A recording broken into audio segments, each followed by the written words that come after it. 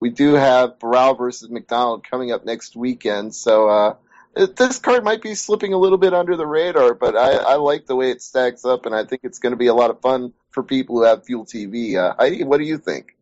Yeah, I'm looking forward to a bunch of fights on that card. Basically, like you said, I think they have like 6 prelims on Facebook, so you're probably going to have a little bit of trouble with that.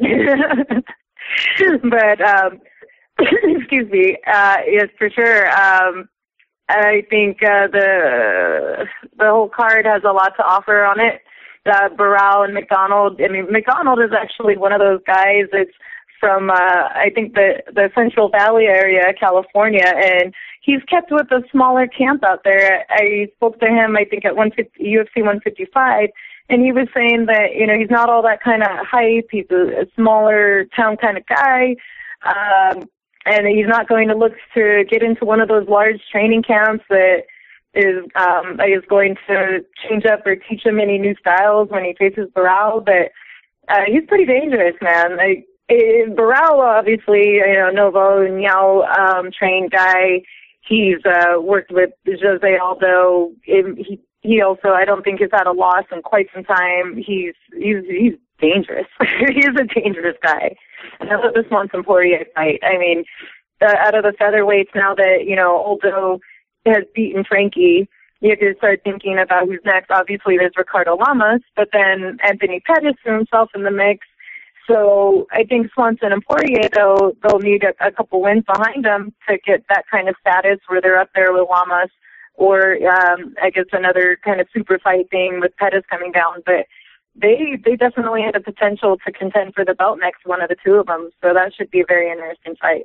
Yeah, those are both interesting fights. And I really love the Barao-McDonald matchup because Barao's got that amazing speed. He's one of the fastest guys I've ever seen in any weight class. I just love the way he goes out there, and it's just relentlessly moving and constantly attacking, and people just don't know how to deal with him. You know, he's just a phenom, you know, ever since he came over, and people were like, you know, this guy said so many fights in Brazil, is he the real deal? And he's been the real deal since day one, but McDonald is far from a pushover. You know, he's got 4 KOs in his last 7 fights, and you know, Miguel Torres was once considered one of the best pound-for-pound fighters in the world, and he finished him, you know, like 3 minutes into that fight. So that was a statement right there. Michael McDonald put himself on the map with that one. But it's a very solid card all around. You've got fights like James Te-Huna and Ryan Jimmo at light heavyweight that, you know, both of those guys are looking to make a name for themselves and move up the ranks. And